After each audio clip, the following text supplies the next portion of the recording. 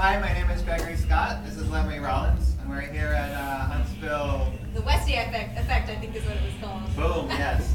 So the first hour we talked about hand connection a little bit. So the hand connection basically was we were thinking about pooling water in our little cup thing. AKA your hand. And we're going to use the pads of our fingers, and we're going to put that in the pool and let it kind of fold over. And the left hand, basically the follower's hand, is going to keep enough downward pressure in that so that the fingers get caught between the heel of the hand and the pads of the fingers. Word? Word. So ultimately, this is our ideal hand connection.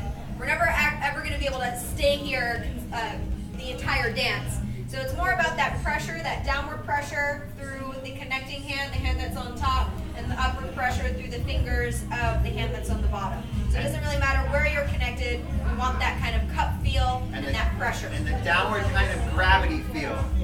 That gravity feel will be there consistently and constantly. We're going from this feeling of this downward weighted type feeling of gravity, we are going to add compression and add leverage. So we have a feeling of weight in here, and then we're going to add an element that goes this way, or add an element that goes that way, but the weight is going to remain consistent. Make sense? Yes. To help demonstrate this, or the feeling, we did an exercise called sticky arms that you could totally do with your practice partners. So it's an idea of a pressure between us that we're going to say is a pound between us. So I'm pushing right now in this position, I'm pushing this way slightly with a half a pound. She's pushing this way with a half a pound, so together it's a pound. As I might move to here, so right now I'm pushing down with a half a pound, she's pushing up with a half a pound. As I move here, she's now pushing this way, I'm pushing this way. And we're keeping that feeling between us as we move each piece. We can do multiple arms and everything else. And it has to be flexible, because depending on what direction we're going, I may need to increase pressure slightly or release pressure slightly to make sure that we stay together. Cool? Cool. From there we talked about spacing, we talked about partnership spacing. So remember, there's 3 different frames that we need to go through in every single pattern. The first one was closed position, just means we're close enough to be enclosed, not necessarily have to be. One step away. Is open position, which means we're just out of range. Can't quite get her into closed. And then extended position, which means we're pretty much as far away as we should be. Notice how relaxed our arms are and how low they are. So I'm not holding this up.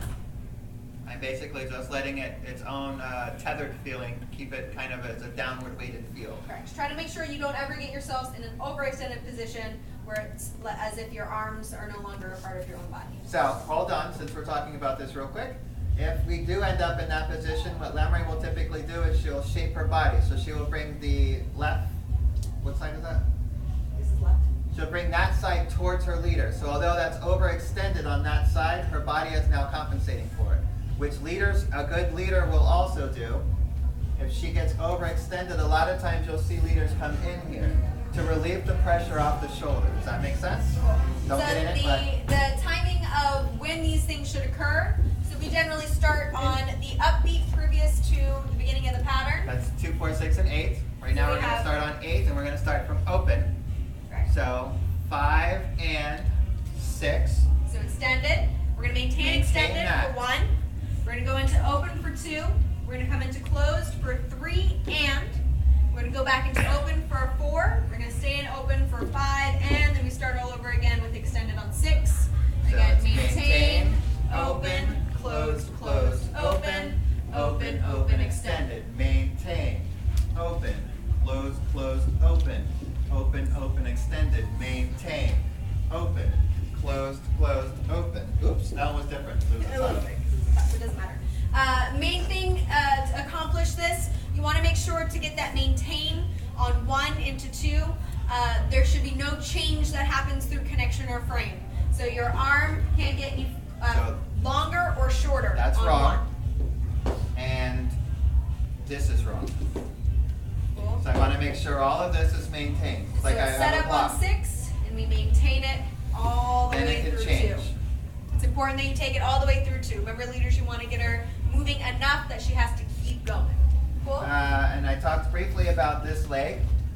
So when I maintain, I want to maintain. I'm going to get her to walk off of her left leg, the one closest to you. I'm going to get her to walk off of that onto that foot. And I'm going to continue to bring it until she has to step it again. And that's this foot. So I'm kind of, at first you can kind of watch it. I'm going to get her through it and then watch, and that goes, and I can let go then. That's when I'm going to start leading. So I'm going to lead, maintain, boom, now I can lead. That makes sense? Boom, now I can lead. Make sense? Good. All right, so that was pretty much the hour one. Thank you very much. Okay.